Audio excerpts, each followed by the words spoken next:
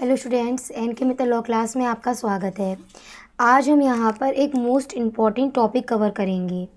कई बार ऐसा होता है पेपर में क्वेश्चन बहुत ज़्यादा पूछा जाता है, ये वाला, विच एग्रीमेंट्स आर वॉइड, एक्सप्लेन। किस प्रकार के एग्रीमेंट्स को आप वॉइड कह सकते हैं, ये क्वेश्चन पूछा जाता है। तो आज अपनी क्लास इसी पर आधारित है। चलिए फिर अपनी क्लास स्टार्ट करते हैं। सबसे पहले अगर हम बात करें तो आपको तो पता ही होगी, कोई भी अगर एग्रीमेंट बनाया जाता है वो एग्रीमेंट एक वैलिड कॉन्ट्रैक्ट में तभी जाता है जब वहाँ पर सेक्शन 10 के बताए गए रिक्वायरमेंट्स फुलफ़िल हो रहे होते हैं। मतलब यह है कि वहाँ पर पार्टीज़ में फ्री कंसेंट होती है, कॉम्पिटेंसी ऑफ कॉन्ट्रैक्ट है, लॉफुल कंसिडरेशन है, लॉफुल ऑब्जेक्ट है, और एक और इम्पॉर्टेंट एसेंशियल होता है कि जो उनका एग्रीमेंट है, वो जिस बात को लेकर अपना एग्रीमेंट कर रहे हैं वह लॉ की तरफ से उसके लिए मना नहीं किया गया है। जिस बात को लेकर वो एग्रीमेंट कर रहे हैं उसे लॉ की तरफ से वॉइड डिक्लेयर नहीं किया गया है। तो ऐसे कौन से एग्रीमेंट हैं जो कि एक्सप्रेसली वॉइड डिक्लेयर किए जा चुके हैं, हम उन्हीं के बारे में आज बात करेंगे। सबसे पहले हमें पता होना चाहिए यह वॉइड एग्रीमेंट जो वर्ड है वो कहाँ डिफ़ाइन है। इसको डिफ़ाइन करा गया है इंडियन कॉन्ट्रैक्ट एक्ट के सेक्शन 2 सबसेक्शन जी में। ऐसा कोई भी एग्रीमेंट जो लॉ के द्वारा इन्फोर्सेबल नहीं है वह वॉइड कहलाता है। कई ऐसे सारे एग्रीमेंट बताए गए हैं, आपकी बुक में देखिए आप, बताए गए हैं इस संबंध में। जैसे कि फर्स्ट ऑफ ऑल आता है माइनर एग्रीमेंट। माइनर एग्रीमेंट हम सभी जानते हैं, अगर कोई एग्रीमेंट माइनर के द्वारा किया जाता है तो वह एग्रीमेंट वॉइड एब इनिशियो माना जाता है। क्या माना जाता है? माइनर के द्वारा किया गया एग्रीमेंट, वह एग्रीमेंट वॉइड एब इनिशियो माना जाता है। और इस बारे में सेक्शन 11 में बताया गया है। और इसका लीडिंग केस आता है मोरी बीवी वर्सेस धर्मोदास घोष का केस है कि माइनर द्वारा किया गया कोई भी एग्रीमेंट वॉइड एब इनिशियो माना जाता है।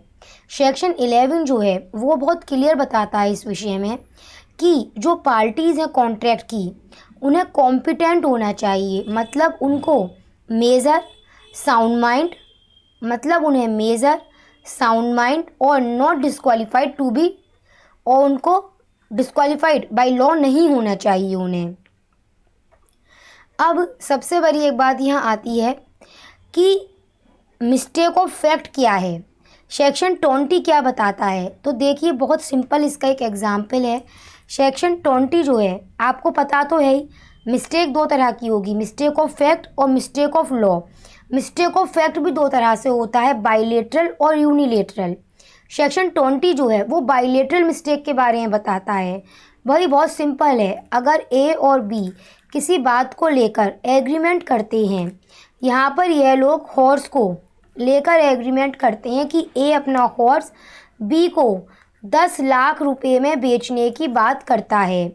अब यहाँ पर इसमें जिस वक्त ये लोग एग्रीमेंट बना रहे हैं, बात कर रहे हैं, उस टाइम पर वह हॉर्स मर चुका है और इस बारे में दोनों में से कोई भी नहीं जानता है। तो यहाँ पर यह जो मिस्टेक है वो जो इनके एग्रीमेंट का मेन एसेंशियल है उसको लेकर, जो इनके एग्रीमेंट का मेन एसेंशियल है उसको लेकर यहाँ पर इस प्रकार की मिस्टेक की जा रही है। तो ऐसी मिस्टेक यहाँ पर वॉइड मानी जाएगी। वहीं पर हम इसके विषय में हम पहले ही बता दें, अभी हमने इसके विषय में भी लेसन कंप्लीट करवा दिए हैं। अगर हम बात करें यहाँ इस संबंध में अभी कि जो कंसिडरेशन है, हमें पता है, हम पहले भी रीड कर चुके हैं कि कंसिडरेशन हमेशा से ही लॉफुल होना चाहिए। जिस बात को लेकर पार्टीज एग्रीमेंट कर रही हैं, जो उनका ऑब्जेक्ट है, वह भी लॉफुल होना चाहिए इस संबंध में। लेकिन अगर उनके द्वारा किया गया एग्रीमेंट इस प्रकार का है जो लॉ के नियमों को फोरबिडेड करता है, अगर ऐसे ऑब्जेक्ट को, ऐसे कंसिडरेशन को परमिट कर दिया गया तो वह लॉ के नियमों को डिफीट करता है, इमोरल है, किसी प्रॉपर्टी या किसी व्यक्ति को हानि पहुंचाने के पर्पस से बनाया गया है। पब्लिक पॉलिसी के अगेंस्ट है। और भी अदर पॉइंट्स हो सकते हैं इसमें। तो इस प्रकार के एग्रीमेंट को हम, इस प्रकार के कंसीडरेशन और ऑब्जेक्ट को हम कहीं से भी लॉफुल तो नहीं कहेंगे। और कोई भी अगर ऐसा एग्रीमेंट है जिसमें अगर कोई भी ऐसा एग्रीमेंट है जिसमें लॉफुल कंसीडरेशन नहीं है, लॉफुल ऑब्जेक्ट नहीं है, तो फिर इस प्रकार का एग्रीमेंट भी सेक्शन 23 के तहत वॉइड माना जाएगा। इसका एक बहुत सिंपल एग्जाम्पल हम बता देते हैं। जैसे कि ए है, वो कहता है कि वो इस बी को 15 लाख रुपए देगा। ए कहता है कि वो इस बी को 15 लाख रुपए देने का वादा करता है। अगर ए इस बी को 15 लाख देने का वादा करता है, अगर ये बी इस ए की सरकारी नौकरी लगवा देता है तब, तो फिर यहाँ पर ऑफकोर्सली इनके बीच में जो एग्रीमेंट है बिटवीन ए और बी, वो क्या है, वो अगेंस्ट पब्लिक पॉलिसी है। किस प्रकार का एग्रीमेंट है, वो एक पब्लिक पॉलिसी के अगेंस्ट है। हाँ, सेक्शन 24 एग्रीमेंट द कंसीडरेशन और object of which is unlawful in parts. बहुत सिंपल है। अगर कोई एग्रीमेंट किया जाता है और उस एग्रीमेंट का एक पार्ट जो है वो अनलॉफुल है और दूसरा पार्ट लॉफुल है, पर दोनों एक दूसरे से अलग किए जा सकते हैं, तो फिर जो पार्ट लॉफुल है उसको इन्फोर्सेबल करवाया जा सकता है, लेकिन जो पार्ट अनलॉफुल है उसको आप इन्फोर्सेबल नहीं करवा सकते हैं, वो वॉइड है। पर एक बात याद रखिएगा, अगर कोई ऐसा एग्रीमेंट किया जा रहा है जिसके एक पार्ट लॉफुल है और एक पार्ट अनलॉफुल है जिसका, पर उन दोनों को सेपरेट नहीं किया जा सकता है, तो फिर वो पूरा एग्रीमेंट ही वॉइड माना जाएगा। हम सभी इस विषय में जानते हैं कि जब भी आप कोई भी एग्रीमेंट बना रहे हैं तो उसका एक मेन एसेंशियल यह भी पाया जाता है कि वहाँ पर कंसीडरेशन का भी पाया जाना बेहद वहाँ पर कंसीडरेशन का पाया जाना भी इस संबंध में बेहद आवश्यक होता है। इसकी रिगार्डिंग इसमें जब आप बात कर रहे हैं इसमें, तो कंसीडरेशन का वहाँ पर पाया जाना भी आवश्यक होता है। अगर किसी एग्रीमेंट में कंसीडरेशन नहीं है तो फिर तो फिर वो एग्रीमेंट वॉइड ही माना जाता है और इस बारे में सेक्शन 25 में बताया गया है। पर इस नियम के भी कुछ एक्सेप्शन पाए जाते हैं, जैसे कि अगर सेक्शन 25 एक्सेप्शन 1 इस संबंध में बताता है कि अगर वह agreement natural love and affection पर बेस है। फॉर एग्जाम्पल, अगर एक फादर हैं और वह अपनी डॉटर को उसकी बर्थडे पर कोई नेकलेस देते हैं और ऑफकोर्सली नेचुरल लव एंड अफेक्शन के बेस पर है, इन दोनों में किस प्रकार की रिलेशनशिप है, नियर रिलेशनशिप है इन दोनों में, और इस प्रकार का नेकलेस देने का वो रिटन और रजिस्टर्ड प्रॉमिस करते हैं, तो ऑफकोर्सली यहाँ पर यह कंसीडरेशन ना होते हुए भी इसको वैलिड माना जाएगा। अगला पॉइंट एक्सेप्शन, जिसमें कंसीडरेशन ना होते हुए भी वो वैलिड मान लिया जाएगा, जैसे कि जिसमें कंसीडरेशन ना होते हुए भी उसको वैलिड मान लिया जाएगा, जैसे कि सेक्शन 25 का एक्सेप्शन 2 है। ए है, उसके पास एक पर्स था, जो पर्स उसका खो चुका है, उसका यह पर्स बी जो है उसको ला कर देता है। यहाँ पर बी अपनी तरफ से वॉलंटरी सर्विस कर रहा है ए के लिए। अब ए यहाँ पर बी से प्रॉमिस करता है कि वो उसे एज अ रिवॉर्ड 500 रुपये देगा। यहाँ पर अब वो उससे प्रॉमिस करता है कि वो उसे यहाँ पर एज अ रिवॉर्ड 500 रुपये पे करने का प्रॉमिस करता है, तो हाँ, इसे यहाँ पर इन्फोर्सेबल करवाया जा सकता है। सेक्शन 25 का एक्सेप्शन 3, उसे भी समझ लीजिए। ए ने 1 जनवरी 2000 को बी को 5 लाख रुपए उधार दिए थे। यह 5 लाख रुपए इसने इसे 3 महीने के लिए उधार दिए थे। 3 महीने बीत जाने पर भी बी ने ए को पैसा वापस नहीं किया है। 3 महीने बीत जाने पर भी बी ने ए को पैसा 3 महीने बीत जाने के बाद भी बी ने ए को पैसा वापस नहीं किया है। अब यहाँ पर ऐसे में ए के पास ये राइट आता है कि वो बी के अगेंस्ट अब यहाँ पर ए के पास ये राइट आता है कि वो इस संबंध में बी के अगेंस्ट सूट फाइल कर सकता है, लेकिन ए यहाँ पर ऐसा नहीं करता है। अब इसमें हम पहुँच गए, यहाँ पर 2005 की बात है। अब यहाँ पर 2005 का टाइम चल रहा है सपोज करो। अब यहाँ पर जो बी है वो उस ए के पास में आकर कहता है, फर्स्ट ऑफ ऑल तो यह है कि यहाँ पर लिमिटेशन एक्ट के तहत जो ए था उसके पास में 3 साल का समय था कि वो बी के अगेंस्ट सूट फाइल कर सकता था, लेकिन उसने ऐसा नहीं किया है। अब यहाँ पर जो उसका ये डेप्ट है वो टाइम बार डेप्ट बन चुका है। अब यहाँ पर ऐसे में जो बी है, बी वो उसके पास में आकर रिटन रूप में, रिटन विथ सिग्नेचर, यह प्रॉमिस करता है, रिटन विथ सिग्नेचर वो ये प्रॉमिस करता है ए से कि वो उसको 5 लाख रुपए या फिर उसका हाफ पेमेंट पे कर देगा, तब वो इसको यहाँ पर इन्फोर्सेबल करवा सकता है, और इसी के बारे में यहाँ पर बताया गया है। तो अगर किसी एग्रीमेंट में कंसिडरेशन नहीं है तब भी वो एग्रीमेंट जो है, जनरल स्पीकिंग, तब वो एग्रीमेंट वॉइड है। लेकिन कुछ एक्सेप्शन के तहत अगर किसी एग्रीमेंट में कंसिडरेशन नहीं है तो भी उसे आप वॉइड मान सकते हैं। Section 26, agreement in restaurant of marriage other than minor. अगर कोई व्यक्ति किसी को मैरिज करने से रोकता है, उसके मैरिज करने के अधिकार पर रेस्ट्रेंट लगाता है, उससे इस प्रकार का एग्रीमेंट करता है कि वह किसी अन्य व्यक्ति से मैरिज नहीं कर सकता है जिससे वह करना चाहता है, तो इस प्रकार का एग्रीमेंट अपने आप में वॉइड है। लेकिन अदर देन माइनर, माइनर के लिए ये वाली बात नहीं एप्लीकेबल की जा रही है, ठीक है।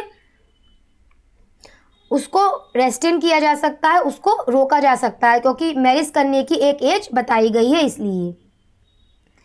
Restrain from exercise lawful profession trade off business. अगर कोई व्यक्ति किसी को किसी प्रकार का कोई भी लॉफुल बिजनेस करने से रोकता है, अब इस प्रकार का जो उस पर रेस्ट्रेन लगाया जा रहा है, चाहे टोटली हो चाहे पार्शली हो, रेस्ट्रेंट है, इस प्रकार का एग्रीमेंट वॉइड माना जाएगा, उसको एप्लीकेबल, उसको इन्फोर्सेबल नहीं करवाया जा सकता है। सबसे पहली बात तो यह है, लेकिन इस नियम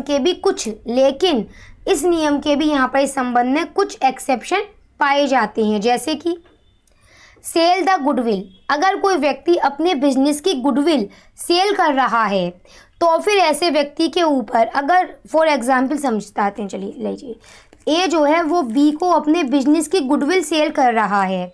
अब यहाँ पर यह दोनों मिलकर आपस में इस प्रकार एग्रीमेंट कर सकते हैं कि जो ए है जिसने अपने बिजनेस की गुडविल सेल करी है, वो इस प्रकार का सिमिलर बिजनेस उस लिमिटेशन के तहत, उसी स्पेसिफाइड लोकल लिमिट्स के तहत अब ओपन नहीं करेगा। तो इस प्रकार की जो कंडीशन है वो एप्लीकेबल होगी, इस प्रकार का जो रेस्ट्रेंट है वो एप्लीकेबल हो सकता है। पर याद रखिएगा, इस प्रकार की कंडीशंस हमेशा से रीजनेबल होनी चाहिए। जैसे कि और क्लियर समझ आते हैं, पार्टनरशिप एक्ट का सेक्शन 36 सबसेक्शन 2 जो है वो क्या बताता है।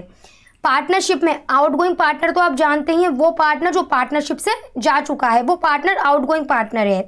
तो वहाँ पर जो पार्टनर पार्टनरशिप में से जा रहा है उसके साथ में जो बाकी पार्टनर्स हैं वो अगर ये एग्रीमेंट करते हैं उसके साथ में मिलकर कि जो पार्टनर अब जा रहा है पार्टनरशिप को छोड़कर, वह एक स्पेसिफाइड पीरियड तक और उस एक स्पेसिफाइड लिमिटेशन तक, एक स्पेसिफाइड लोकल लिमिट्स तक उस बिजनेस को नहीं करेगा जो कि पार्टनरशिप का है, तो फिर इस प्रकार का एग्रीमेंट वैलिड माना जाएगा। लेकिन इस प्रकार की कंडीशन रीजनेबल होनी चाहिए। पार्टनरशिप एक्ट का ही एक और एग्जाम्पल समझ लीजिए, सेक्शन 11 का सबसेक्शन 2 है। आपस में मिलकर जो पार्टनर्स हैं वो यह एग्रीमेंट करते हैं कि जब तक वो पार्टनरशिप में हैं, जब तक यह पार्टनरशिप है, तब तक वो पार्टनरशिप के अलावा अन्य कोई बिजनेस नहीं करेंगे। तो इस प्रकार का जो एग्रीमेंट है वो भी यहाँ पर इस संबंध में वैलिड माना जाएगा। एक और एग्जाम्पल है इसी के तहत, एग्रीमेंट सर्विस एम्प्लॉयमेंट, बहुत सिंपल है इसका एक एग्जाम्पल। अगर ए एक फिजिशियन है, उसके द्वारा अपने यहाँ पर बी एज अ असिस्टेंट के तौर पर एम्प्लॉयमेंट में रखा गया है। यहाँ पर ए और बी मिलकर आपस में ये एग्रीमेंट करते हैं कि अगले 3 साल तक बी अपना खुद का बिजनेस कोई स्टार्ट नहीं कर सकता है, तो या फिर अपनी खुद की प्रैक्टिस स्टार्ट नहीं कर सकता है। तो इस प्रकार का जो एग्रीमेंट है वो यहाँ पर वैलिड माना जाएगा। क्यों? क्योंकि यहाँ पर एग्रीमेंट सर्विस एम्प्लॉयमेंट के तहत इस प्रकार का एग्रीमेंट आ रहा है।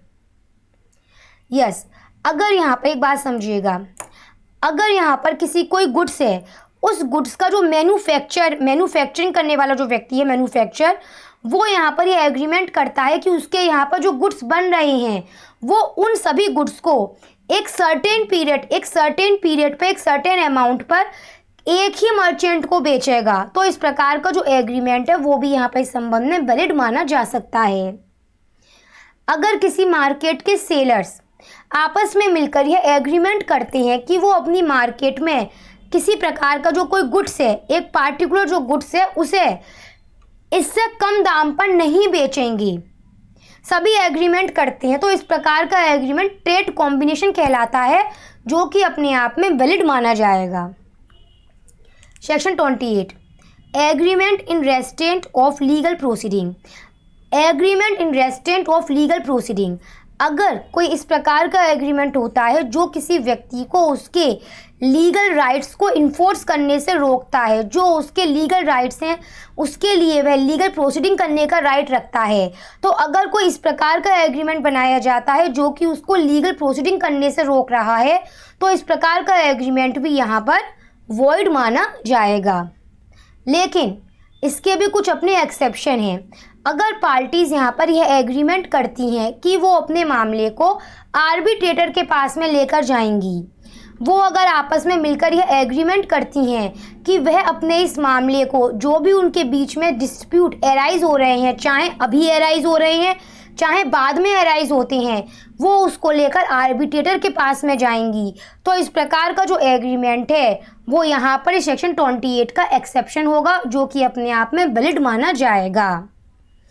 इस बात को तो आप सभी जानते हैं, जब भी कोई एग्रीमेंट किया जाता है तो वो एग्रीमेंट सर्टेन होना बेहद ज़रूरी होता है। फॉर एग्ज़ाम्पल, अगर ए कहता है कि वह बी को अपना मोबाइल फ़ोन, या तो 50,000 में बेचेगा या फिर 1 लाख में बेचेगा, यहाँ पर सर्टेनिटी नहीं है, इसलिए यह एग्रीमेंट वॉइड माना जाएगा। क्लियर है? एक बात और याद रखना, अगर इसलिए सबसे ज़रूरी होता है कि एग्रीमेंट को सर्टेन होना बेहद ज़रूरी है। एक और एग्जाम्पल, ए है, उसके पास में वह काइंड्स ऑफ ऑयल बेचता है, जो ए है वह यहाँ पर काइंड्स ऑफ ऑयल बेचता है, यहाँ पर बी उसके पास आता है और ऑयल की डिमांड करता है, पर वह किस प्रकार के ऑयल की डिमांड कर रहा है यह उसने बताया ही नहीं है। क्लियर है? इसके विपरीत अगर ए है वो केवल कोकोनट ऑयल ही सेल आउट करता है, अगर ए केवल कोकोनट ऑयल ही बेचता है केवल, बी उसके पास में आकर ऑयल की डिमांड करता है, तो यहाँ पर तो मीनिंग बहुत क्लियर है, यहाँ पर मीनिंग बहुत सर्टेन है कि उसको ऑफकोर्सली कोकोनट ऑयल ही उससे चाहिए, तो इस प्रकार का एग्रीमेंट अपने आप में सर्टेन है यहाँ पर। चलिए फिर ठीक है, अभी अपनी क्लास आज मैं यहीं पे कंप्लीट कर रही हूँ अभी तक की। अभी इसके बाद सेक्शन 30 भी रह गया है, हम उसके लिए अपनी अगली क्लास में बात करेंगे।